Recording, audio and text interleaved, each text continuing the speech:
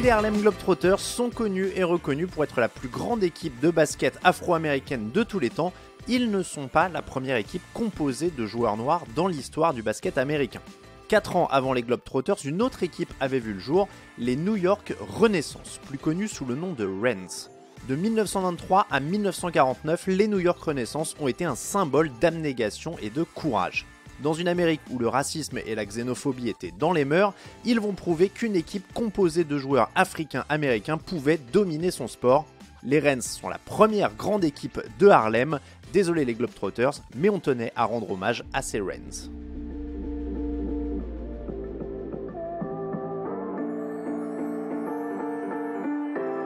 Fondés en 1923 par Robert Bob Douglas, les Rens doivent leur nom au Renaissance Casino and Ballroom. C'était leur camp de base pour jouer leurs matchs. Situé au carrefour de la 138e rue et de la 7e avenue, en plein cœur du quartier de Harlem, cette salle était parfaite pour le basket, avec un terrain spacieux et des tribunes pour accueillir les spectateurs.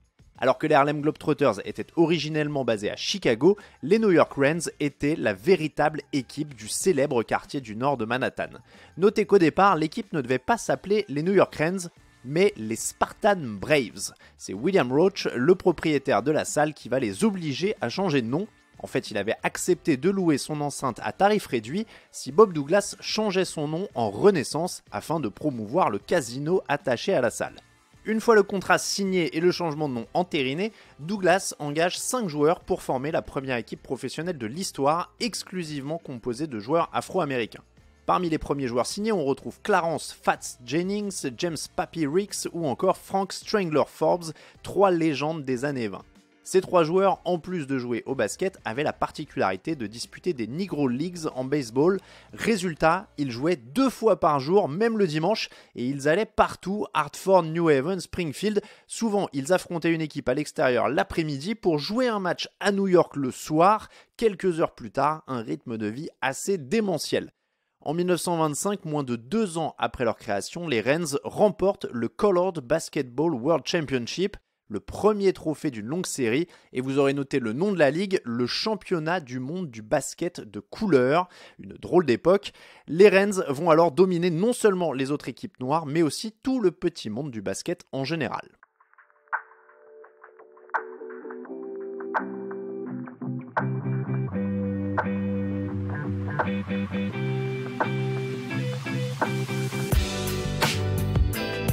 Mais dans l'Amérique de l'entre-deux-guerres, la ségrégation se fait sentir partout et tout le temps. En déplacement, de nombreux blancs amateurs de basket refusent de regarder les matchs des Rens, tout simplement en raison de la couleur de leur peau. Le soir, après leur match, il leur était souvent difficile de trouver un hôtel qui acceptait d'héberger des personnes de couleur. Il fallait aussi respecter des règles aussi bêtes que ne pas emprunter le trottoir réservé aux blancs ou ne pas se tromper de toilette. Tout un symbole de l'ère pré-civil rights. Ancien joueur des Rens, John Isaacs racontait que dans certains restaurants, au moment d'apporter le menu, certains serveurs revenaient avec un fusil.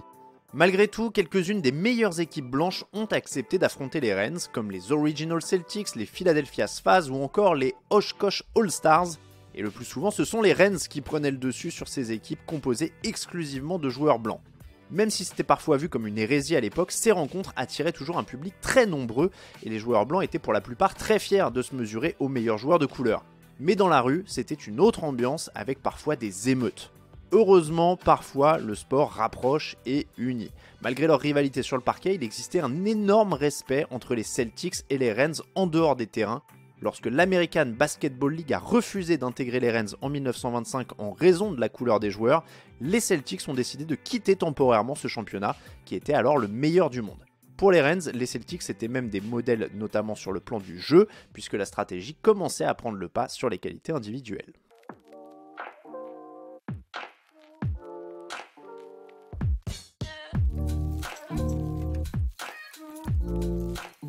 Dominateurs à la fin des années 20, les Rens deviennent une machine pratiquement imbattable dans les années 30. Lors de la saison 1932-33, l'équipe compile un fabuleux bilan de 120 victoires pour seulement 8 défaites, dont 6 rien que face aux Celtics.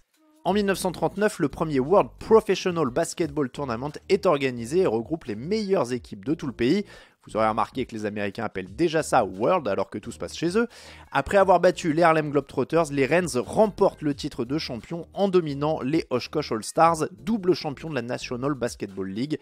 Score final 34-25.